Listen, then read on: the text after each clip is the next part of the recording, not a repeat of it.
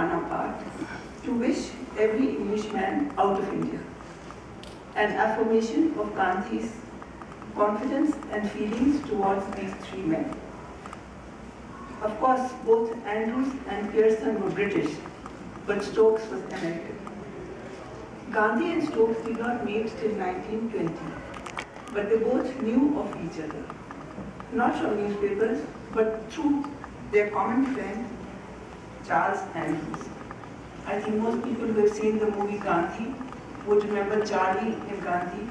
So Charlie is Charles Fried Andrews, who is a very close friend of Mahatma Gandhi and a very close friend of Stokes. Andrews, a Cambridge graduate, came to India as a minister in 1904, the same year as my grandfather, and taught at St. Stephen College in Delhi. He and Stokes met in Shimla in 1907. Later, Andrews resigned from his Anglican order and went to live with Rabindranath Tagore. In 1914, Andrews went to Africa, and that is when he met Gandhi. And of course, we know that Gandhi returned to India finally in 1915. The rest is history. Everyone knows how close Gandhi and Andrews were and the special relationship they had. In fact, Andrews is the only one, I think, among all people who used to call him Gandhi by his first name, Mohan. It was from Andrews that Gandhi first came to know about the work that my grandfather was doing in the hills. In later years, of course, Stokes became involved with the freedom struggle and came to know Gandhi personally. In a 1921 pen picture of Gandhi, Stokes wrote, "I have sat studying him day after day, night after night. Have spent many days living with him, and am convinced he is one of the greatest and noblest of men, both simple and profound. I doubt if there is such another in the world today. He stands for the noblest in our nature. His character and personality defy description." Gandhi, in turn, held Stokes in high regard and often spoke of him as an example to others. Non-cooperators worshipped Andrews, honor Stokes, he said. He also admired Stokes' courage of conviction and his love for India. He has made India his home in a manner no other American or Englishman has, Gandhi wrote. For his part, Stokes said, his association with Gandhi was, quote, "the part of my life of which I am most proud."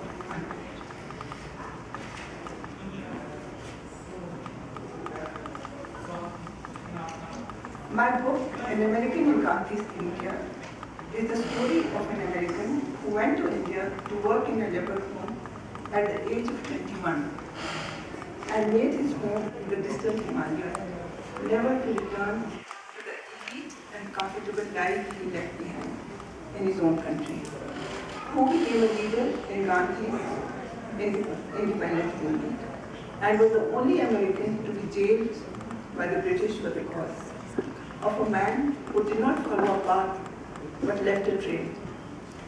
Stokes is going to India with chance. He was studying in Cornell and would have graduated from there had the university not suddenly closed due to a typhoid epidemic. With time on his hands, he began to work among the underprivileged and even started a neighborhood house in Philadelphia. Soon after, he met a Dr. Carlton, who was on a home visit from India. Dr. Carlton was in charge of a leper home in the Shimla Hills and often spoke about the plight of the lepers in India and the dire need of volunteers. Young Stokes heard him and he was so moved that he gave up all thought of going back to college and instead decided to go to India, and that is how he left for India. During the first few years of his stay in India, he worked in leper homes, in the Kamla earthquake, in plague-stricken villages, and in smallpox camps. He opened schools, worked as a missionary, and even founded a Franciscan order. By 1911, he had decided to live permanently in that area. He then married a girl from a neighboring village and also bought land, and that is how he settled. After he settled in Kutkar, he focused his attention on eliminating social injustices and improving the economic condition of the people. His first battle against the British administration was for the abolition of bekar or impressed labor, a system under which the villagers were forced to transport state material and luggage for travelling officials either free or for a pittance. The practice was not only demeaning for the villagers, it also affected their livelihood. For many times, they were called to give bekar during the crucial sowing or harvesting seasons, and consequently lost the year's crop. In September 1920, when the Viceroy of India, Lord Chancellor, who was then the highest authority in the country, made a tour in the hills, more than 1,000 villagers were called in to give bekar to his party. In a scathing article titled The Viceroy, Stokes criticized the administration and wrote about the suffering of the people. The article was published by Gandhi in his Young India and turned bekar into a national issue. Gandhi now gave his full support to Stokes in his fight against bekar and praised him for his endeavors. Mr. Stokes is devoting his all to the eradication of the evil of bekar. No Indian is giving such a wide battle to the government as Mr. Stokes. He has become the veritable guide, philosopher, and friend of the world, wrote Gandhi.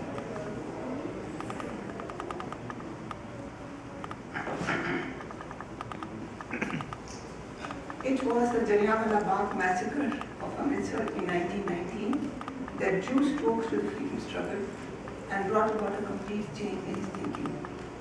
So far, he had been moderate in his attitude, but now he wrote, "The orgy of repression and calculated humiliation of the Indian people under martial law instilled in me a feeling of hatred for individualism. I realized that even the best of men could not transform into a blessing what was in its very nature evil and unjust, the domination of one people by another in its interest and against the will of those it held up." Incidentally, as many of you know, that Rabindranath Tagore also gave up his knighthood at this time in protest against the Jallianwala Bagh fire. He now became actively involved in the freedom struggle. He was invited to be a member of the All India Congress Committee. He was the only American to be a member of the All India Congress Committee. The governing body of the All India Congress, the party that was spearheading the movement in India for India's independence. He supported Gandhi's non-cooperation movement, and when Gandhi started Swadeshi movement, asking people to wear only khadi, which was hand-spun, and burn all foreign clothing, Stokes puts his own foreign clothes in a big bonfire in Bombay, lit by no other than Gandhi himself. Thereafter, he and his family wore only khadi. He also took to spinning every day. Soon after the bonfire, Gandhi described the scene to Andrew.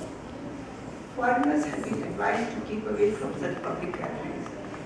Stokes and an English nurse were the only two Westerners on the platform, which was surrounded by more than 3 lakh attendees. Now 1 lakh is 100,000, but I think there were about 300,000 people in Bombay that day. They've never seen a crowd of that size in the Korean ground. It is hard, of course, to visualize this scene with so many people and only two white people in that crowd. During this period, Stokes traveled and toured with Gandhi, organizing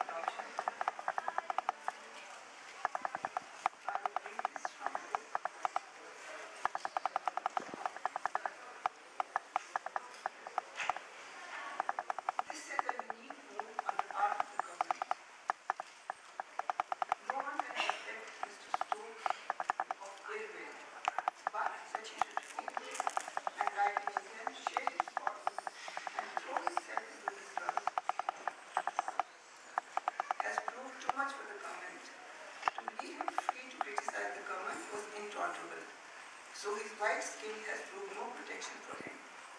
The government is determined to quash the movement at all costs. And therefore, Mr. Stokes is put away. The strongest suspicion arises in respect of the bona fides of the government, even in the estimation of an outsider. Were you able to hear me, or was I soft, or was the mic not okay?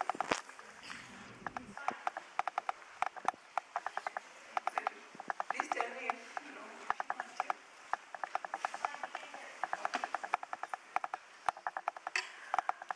How did his folks back home react to his arrest?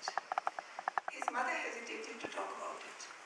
A political arrest was so unheard of in America that she feared it would be misunderstood. But when the news appeared in the Philadelphia Ledger, in the New York Times, and the Nation, several people talked to her about it, and to her amazement, they seemed to understand it intelligently. She now found many of them congratulating her on her son's arrest and courage and perseverance of an ideal. Oh, how proud I would be if you were my son, said one friend. Only for Sam Stokes, said another. If more of us went to jail for what we believe, the world would soon be a better place, wrote Stokes' old friend, George Wilson. And lastly, I come to another fascinating part of Stokes' life, and one for which he is best known, the apple story. When Stokes first came to the Shimla Hills, he was struck by the poverty of the people. If I can find anything which will yield the farmer here a larger crop per acre, I should be doing the people a real service, he wrote. He ultimately found the answer in the American red delicious apples. He imported and experimented with several strains of apples, and all at his own expense, to determine which would be most suited to local conditions, and ultimately came to the conclusion that the delicious varieties were the best for this part of the Himalayas.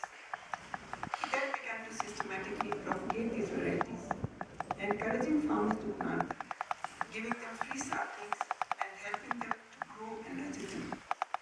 Very soon, the entire region was covered with apple trees. Apples brought undreamt of prosperity to the people and transformed their lives. Today, Himachal Pradesh, with its horticulture-based economy, is among the most prosperous states of India. What's more, thanks to this Johnny Apple seed of India, even the smallest farmer can make a living by growing apples on his land. I have to say that there are really no poor people in Himachal, and everybody has a shelter. I just talk to somebody, say everyone is there. There are no homeless. People just manage to live and comfortable.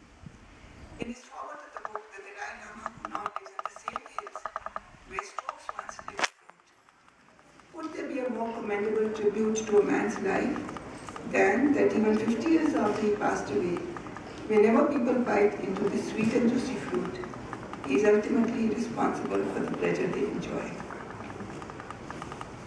3 years before his death, Stokes wrote, all my life I have grappled with the basic problem of imperialism and racialism, pondered over the subject and written extensively about it. My writings are, in a sense, a testament that I have kept faith with my Quaker ancestors. The struggle for right or fair play in the relations of men is a fight worth fighting. I shall never regret such part as I have been able to play in it. As you can see, this is a story as much about America as it is about India.